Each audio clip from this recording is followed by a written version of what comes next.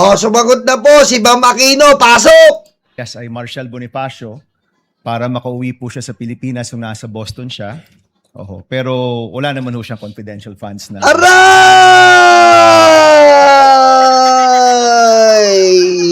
Aray ko. Sa pool, si Paxili sa isang bars lang. Di ba? Yun po ang usapan.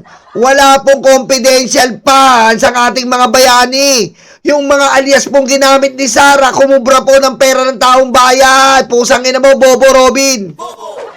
Aray ko. Ulitin. So, Aquino po. So bago po yung 2 minutes, Mr. Presiding Officer, tama po. Si Ninoy Aquino po ang kanyang alias ay Marshal Bonifacio para makauwi po siya sa Pilipinas nung nasa Boston siya. Di ba? Ginamit niya yun. Oh. Oho, pero wala naman ho siyang confidential funds na... Wala ho siya sa mga AR na confidential funds. Na lilinawin Oh, di ba? Sa pool. Tanga kay. Aray ko. Ha? Tanga. ko lang ho. Okay. Pagdating ho sa prosecution, ang posisyon ng Eto, nagalit na si Mr. Gencio. Puki ng inantong Robin Padilla. Bobong Padilla, sarap duruan sa muka. Pwe! Aray ko. Galit na kami dito. Inom muna tayo ng gamot. At tayo ay, mga babayan, uminom po tayo ng gamot para sa katipunan. Aray ko. prosecution, yung mga pangalan ay totoong tao, di ba? Correct, no? You have not really mentioned aliases in any of your... Wala. Could you respond quickly? We have talked about aliases. Is the prosecution talking about aliases? That was never our point, Your Honor. In fact, the point of the prosecution is that was never raised by the defense, either in their answer or in their pretrial brief, Your Honor. So to us, that should be a non-issue because even them, they never claimed that in any of their pleadings before Okay, this thank you. honorable court. Okay, klaklaruin ko lang ha. Ang siyang tao lang pong nagsabi na alias po sila, si Miss Gina Acosta. Oh, In her testimony. Kanina po, sabi niyo rin na Mr. Ortonio na hindi siya alias or hindi niyo alam. But si Miss Gina Acosta, in her testimony, did admit that in her perspective, these are aliases. No? Just for the record po. Okay. So ito po yung mga tanong ko po. Sana po ito lang 2 minutes ko, Mr. Presiding Officer. So unang-una, Mr. Ortonio, you're very competent. Thank you for your answers. And I want you to answer just very candidly, no? Ano po yung naging personal reaction ninyo nung napag-usapan na yung possible misuse of the confidential funds at nung na-bring up na yung mga tawagin na nating katawa-tawang pangalan na parang klaro naman ay hindi naman talaga totoong tao. Ano po yung personal reaction po ninyo? Initial reaction, sir, would be, of course, merong questions, sir, no? There would be questions. But again, sir, I go back to the presumption, sir, that there is regularity in terms of the implementation, sir. Okay. So, may I ask, since you're in the top leadership of the OVP, nung nabibring up na to, ano yung personal reaction, kung alam nyo lang, ng Vice President, ng Chief of Staff, other leaders in your group, nung napag-usapan na posibleng nabigay yung pera sa mga kakaibang pangalan o baka hindi totoong tao, what was your reaction? What was their reaction? Would you know? Nag-meeting ba kayo? Did you call for an emergency meeting? Did you have a huddle in your office to talk about this? Sir, because yung AOM, sir, because it was sent to my officer, pina-personally received sa akin, sir, on behalf of the Vice President. Of course, I provided a copy to the Chief of Staff, sir, and the Vice President. Ang naging instruction lang naman po sa akin, sir, was to respond to the AOMs and make consultations with the Special Disbursing Officer and Security Officer para masagot yung mga... isa pa to eh. Isa po to na pwede natin paginalaan na gumawa ng AR tsaka si Chupa Moreno. Etong dalawan to, huy, gawin mong pagong yan. Eto Pinang Garcia. Mga bakla din ng ano eh. Hindi po to mabuting bakla, hindi po to guding. Ito ay bading! Diba? Mga kababayan, etong mga to, si Chupa Moreno, si Alvin Tourism, tsaka to si Artonio. Hindi po sila guding, bading! Ikaw talaga.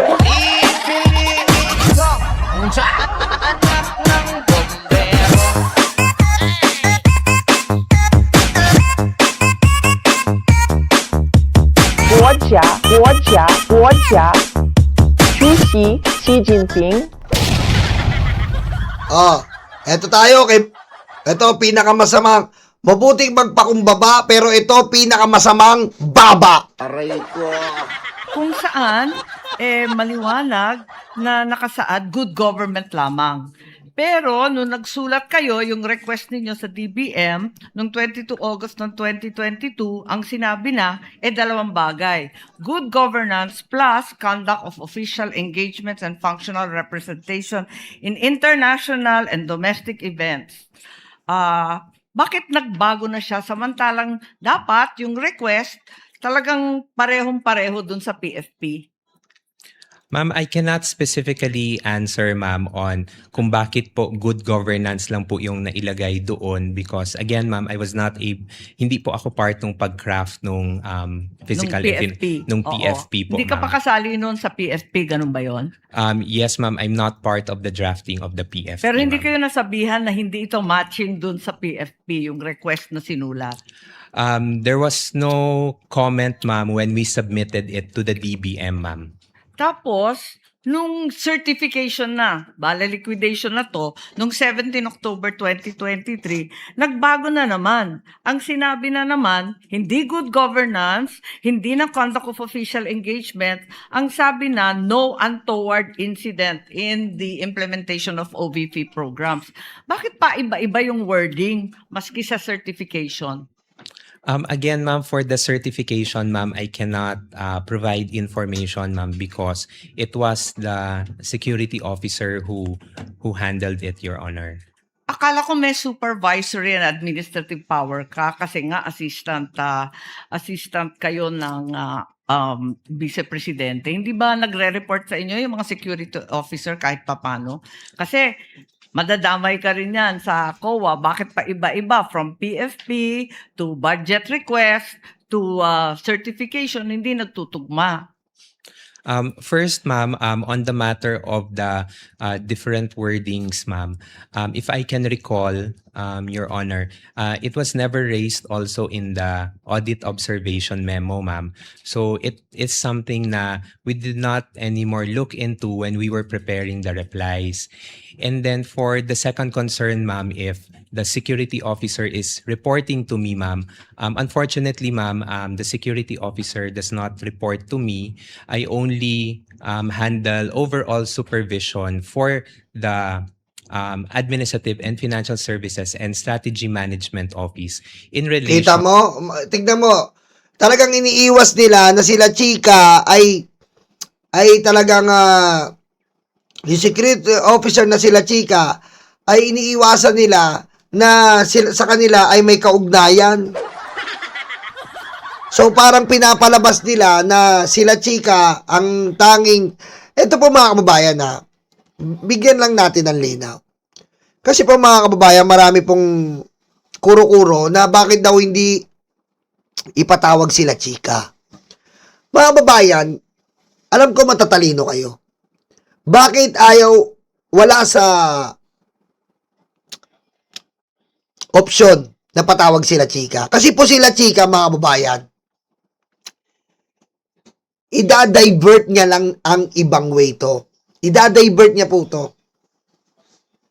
Bakit kamo? Kasi po, ida-divert nila chika to sa way na papabor lang kay Sara. Diversion lang ang gagawin nila chika.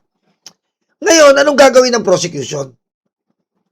Ang gagawin po ng prosecution, ikakat na nila. Hindi na nila, if ever lang sa pananaw ko, hindi na po nila bibigyan ng tsansa sila chika na makapagsalita pa dahil magsisinungaling lang otomatiko. Anong gagawin nila? Ilalabas na po nila si Ramil Madriaga. Hayaan nilang magbigay sila chika, bahayaan sa dumaldal. Kaya nga po, sinampaan si Madriaga para hindi makapagsalita. Dahil gusto nila, imbitahan talaga sila chika para yung agos ng tubig mapunta kay Sara. Pupunta nila chika yung agos ng tubig kay Sara eh. Pero anong gagawin ng prosecution? Tatakpan nila yung agos ng tubig. Tatakpan nila. Sino pantakip nila? Si Madriaga. Yan po ang strategy. Kasi wala ka pong aasahan kay La Chica. Anong aasahan mo kay La Chica? Magsisinungaling yan kay Sara. Bagman ni Sara eh. Walang gagawin niya kundi magsinungaling. Walang gagawin niya kundi ibayin ang usapan. Ngayon, dito tayo kay Madriaga. Kapag si Madriaga po kasi, putol ka na. Binigay mo sa akin yan, dinatid ko dito. Oh, wala siyang platform magsalita. Hindi natin nabigyan yung kasinungalingan niya ng platform. Oh, kasi bibigyan lang natin ng platform yung kasinungalingan niya. Bibigyan lang natin ng entablado ang kasinungalingan nila chika pag pinatawag. Kaya habang maaga, ilabas na si Madriaga ang puputol sa kasinungalingan nila chika. Yan po yun. Pangalawa, tama si Bina Valdez. Andyan pa si Senator Trillanes. Yan pa po. Wala pa tayo sa exciting part. Marami pa pong parating. Oh. Diba? Thank you. It wasn't me. Thank you, thank you. Christy Tagle, shout out. Diba? Kaya po, yan po ang isa sa opinion ko. Kaya hindi pinapatawag si La Chica. Kasi po, magda-divert lang eh. Oh. Oh, dito tayo kay Idol Rapi. May mga malalang sakit ba sila? Sir, that I would have no personal knowledge po. Sir. You should. Kasi, ito, ang dami. 170,000, 50,000, 200,000 each informant. So, para mabigyan nyo ng napakalaking halaga bawat isang informant pambili ng gamot, dapat magtataka ka. Anong gamot kayong bibili nito? Bilang isang intelihenteng tao, I know you're very intelligent, you're very smart. Did you not try to ask? O at least nagtaka? Baka may rheuma, arthritis, nagpapakimo. You should have asked. At kung mga bata nga, inquisitive yung mga bata, anong gamot ang bibilin mo? Paghingan mo pera ng bata, kunyari, Toy, pahingin pera, bili akong gamot. Anong gamot bibilin mo, kuya? Bata yun grade 1. Ikaw pa kaya? Why? At the time po, sir, I did not ask anymore kay Colonel La Chica, sir. Why not? Because, sir, I already gave I trusted what the security officer mentioned to me, sir. But it is your responsibility to know. Kasi ikaw ang pumipirma doon sa AOM. Sir, in terms of the responsibility to know, sir, I'm not sure, sir, if I'm the one who's responsible to know, sir. But the Biro mo, parang pinapalabas nila wala silang pakialam. Biro nyo milyon-milyon ang umiikot na pera, milyon-milyon ang ginagastos, lumalabas na pera, para sabihin mo wala kang pakialam. Putik.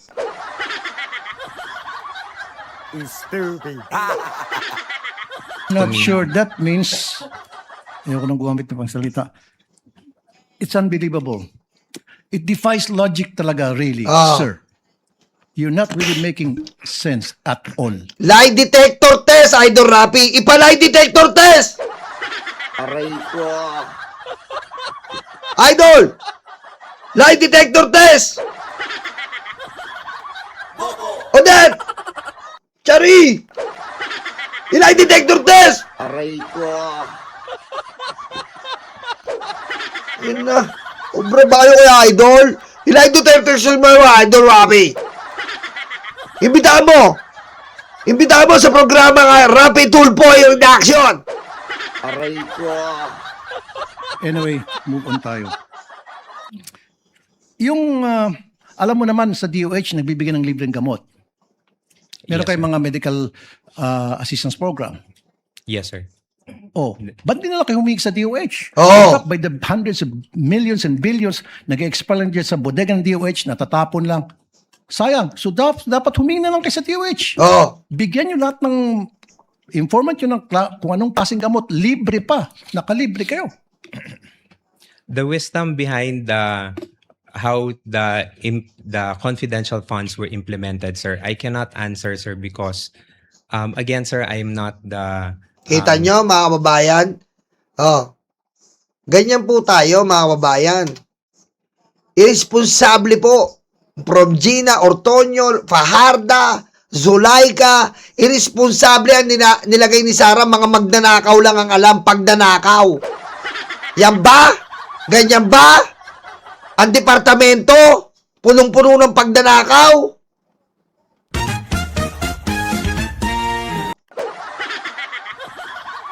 main implementer for the said activities, Kaya sir. nga, Mr. Smart Guy, Hmm. nung makita mo na ang dami mga informant na binigyan ng mga hundreds of thousands each para sa gamot, you could have asked La Chica and said, La Chica, bakit di tayo pumunta sa DOH, maghingi tayo ng gamot para makalibre, makatipid tayo sa confidential funds? Oh. Libre naman sa DOH pag Office of the The President. fact na bawal nang gamitin sa gamot yung confidential funds. Bawal yun. Purchase of information, bumili kang gamot. Ano yung asset mo na may hika? Aray ko. Maghingi. May Chai Chair, Cereza Force Family. Thank you. meron kayo allocation doon, I'm sure. In fact, sa Davao, ginagawa nyo na yun eh. Oo, patay. Sir, that I cannot answer, sir. So again, it defies logic. Hindi po kapani-paniwala ang mga pinagsasabi mo. Sir, for me, it really defies logic. Sayang po yung pagkatalino mo rito. Nasira po yung pagiging isang matalino mong tao. Nakakahiya po dun sa mga eskwelahan na kung saan ka nag-aral at nag-graduate. Ateneo ba to? Ateneo! Stupido! Ha? Ateneo! Si Ortonio de Estupido, de tonto, mahina de sentido, sinungaling de puta, niknukan de gracia. Aray ko. Putik, ito na mama. Ayoko yung labas yung Espanyol ko eh. Tinatago ko yan ng mahabang panahon pa eh. Ano yun o? Ateneo ba to? Ateneo? Because ngayon, pinakita mo na nagsasalita ka na para kang, sorry sir, nagtatanga-tangahan. Oh! Salamat po sir. Pasensya. Tanga-tanga! Estupido! Sembrengüenza! Tonto! Estupido! Ha? De puta de leche plan de nuknukan de gracia! Plebo!